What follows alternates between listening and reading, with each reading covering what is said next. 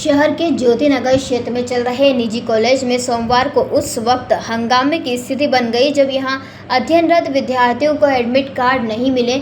इससे नाराज छात्रों ने जमकर हंगामा किया। मामला बढ़ता देख कॉलेज प्रबंधन ने उन्हें आनन फानन में एडमिट कार्ड उपलब्ध कराए। हालांकि यह कॉलेज जांच एवं सवालों के घेरे में भी है, क्योंकि महज 2 कमरों में इस कॉलेज का संचालन हो रहा है, जो एक निजी बिल्डिंग के प्रथम मंजिल पर संचालित हो रहा है। इस कॉलेज का बिल्डिंग में कोई बोर्ड भी नहीं है। प्रथम तल पर पहुंचने के बाद यहां कॉलेज संचालन का नज़ारा देखने को मिलता है।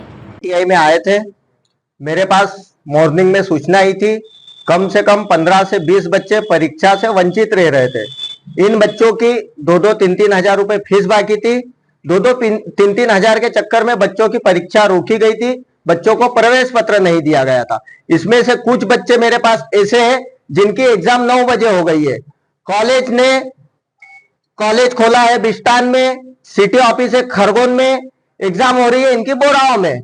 गरीब बच्चा है, आदिवासी बच्चा है, दलित बच्चा है, ग्रामीण क्षेत्र के बच्चे हैं। इनके पास इतनी मोटी फीस भरने की व्यवस्था नहीं होती है। बच्चों ने समय मांगा है कि कुछ समय बाद फीस भर देंगे। बाकी कॉलेज प्राचार्य और कॉलेज डायरेक्टर की मनमानी और वसूली बंद नहीं होने का नाम ले रही है। बच्चों पे दबाव डाला जा रहा है, तो गरीब बच्चा फीस कहां से देगा? क्या बच्चे परीक्षा से वंचित हुए? आज कुछ बच्चे परीक्षा से वंचित हुए हैं। मेरा तो कॉलेज प्रशासन से यही पूछना है कि जो बच्चे परीक्षा से वंचित हुए, इनके 3,000 के चक्कर में बच्चों का भविष्य खराब हो गया, उसके भविष्य की जिम्मेदारी कौन लेगा? 2 कमरों में मेरे देखने में तो अभी आया है, कॉलेज 2 कमरों में संचालित हो रहा है। बाकी कॉलेज प्रशासन का कहना है कि हमारी कॉलेज बिस्टान में। तो साहब, यदि आपकी कॉलेज बिस्टान में है तो आप अपने सिटी ऑफिस को भी उठा के ले जाइए, बिस्टान में चलाइए। बच्चों का आरोप यह भी है कि हमको एक गोडाउन दे दिया गया है कॉलेज के नाम पे, वहां भी खाद भरा गया है। बच्चे कैसे गोडाउन में पढ़ाई करेंगे? बच्चों से आप फीस तो 35-35 हजार ले रहे हो और बच्चों को पढ़ाई के नाम पे क्या दे रहे हो? हम तो यह मांग करते हैं कि कॉलेज सुचारू रूप से संचालित हो। और अभी परीक्षा को लेकर तो हमने प्रवेश पत्र दिला दिए गए हैं और कॉलेज से हम निवेदन करते हैं, अनुरोध करते हैं कि आगे ऐसी समस्या ना आए। बच्चों को फीस के नाम पे परीक्षा में बैठने से ना रोका जाए। नीलेश सागोरे, जिला NSUI खरगोन। ग्रुप में डाला था कि 2 बजे से 5 बजे कॉलेज चलेगी। कल मैं फीस लेके फीस भरना आया था, कॉलेज बंद थी और टाइम भी नहीं बताया एडमिट कार्ड का, और एग्जाम थी मेरी 9 बजे और 8:10 पे मैसेज आया था कि 9 बजे, 8:40 पे आया था कि 9 बजे से पेपर है। हाँ, पहले मैसेज करा था और अगले साल भी यही हुआ था मेरे साथ। अगले साल भी पेपर नहीं देने दिया मेरे को। किस कारण नहीं देने दिया? मेरे भाई की डेट हो गई थी एक दिन पहले, दूसरे दिन मैं फीस ले गया तो बताया नहीं कि एक दिन लेट बताया कि आज पेपर है करके। मतलब फीस लेट भरने के कारण नहीं? फीस तो लेके आया था मैं, और वो फीस मैंने दिनेश और सज्जन को भरने के लिए दी थी। तो जमा कर दी सर इसने, बाकी इसको क्या सर ने समय नहीं दिया। क्या नाम है आपका? राजेश भाबर, आतर सुंबा। लगभग 1 साल से बच्चे सेकेंड ईयर में पढ़ाई कर रहे हैं और लगभग 11 से 12 महीने हो गए, पर बच्चे अभी कंटिन्यू आ नहीं रहे थे। हमने अपने तरफ से पूरा कॉलेज की फीस से उनके एग्जाम फॉर्म भर दिए, एडमिट कार्ड आ गए, परीक्षा की डेट आ गई। लगभग 20 दिन पहले एडमिट कार्ड आ चुका है और लगातार हम लोग मैडम से कॉल करवा रहे हैं, यहाँ से ऑफिस से कॉल जा रहा है, मैसेज जा रहा है। बच्चे कॉल अटेंड नहीं कर रहे हैं, कॉल अटेंड कर भी रहे हैं तो नहीं आ रहे हैं कॉलेज में। अब आज जाकर के एग्जाम फीस जो है तो जमा किया है कुछ लोगों ने, कुछ लोगों ने एग्जाम फीस भी अभी तक जमा नहीं किया है। और आज पेपर था, सुबह लगभग 3 बजे से पेपर है।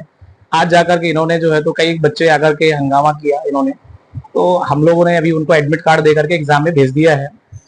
ये सिर्फ इशू ये था कि बच्चों से हमने केवल ये कहा कि एग्जाम फीस जमा कर दो और जो भी बच्चों की कॉलेज की फीस बची हुई है वो थोड़ा बहुत करके जमा कर दो, जो नहीं होगी हम बाद में ले लेंगे, पर जो भी बेसिक फीस है वो आप जमा करवा दीजिए। सिर्फ ये इशू था, वो हमने सब बच्चों को एडमिट कार्ड दे करके और परीक्षा केंद्र में भेज दिया एग्जाम के लिए।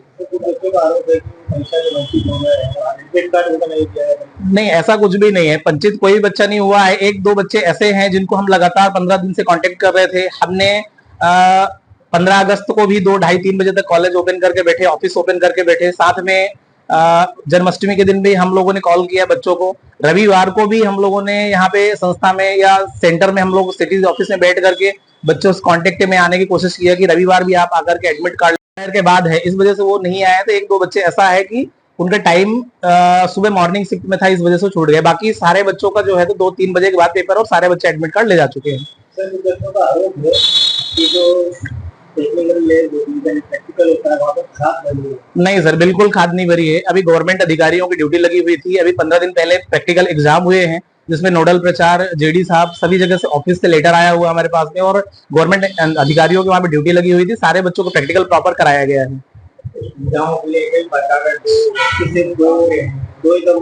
नहीं, ऐसा नहीं है। एनसीबीटी नॉर्म्स के हिसाब से दिल्ली परमिशन देती है एनसीबीटी की, वहाँ के नॉर्म्स के हिसाब से पूरी बिल्डिंग कंप्लीट है और वहीं पे सारी संस्थाएं संचालित हो रही है। एनसीबीटी नॉर्म्स के हिसाब से जो मशीनरी होती है, लैब होती है, साथ में जो है तो स्टाफ के लिए बैठने की व्यवस्था होती है, क्लासरूम्स होती है, सीसीटीवी कैमरे होते हैं, वो सारी चीजें एज इट इज लगे हुए हैं। सीसीटीवी कैमरे, टेबल डेस्क, बच्चों के बैठने की व्यवस्था, पढ़ाने की कैपेसिटी, साथ में वहाँ पे जो मशीनरी वगैरह होती है वो मशीनरी भी सारी चीजें संचालित है, वहाँ पे लगी हुई है। मेरा नाम प्यारेलाल रावत है।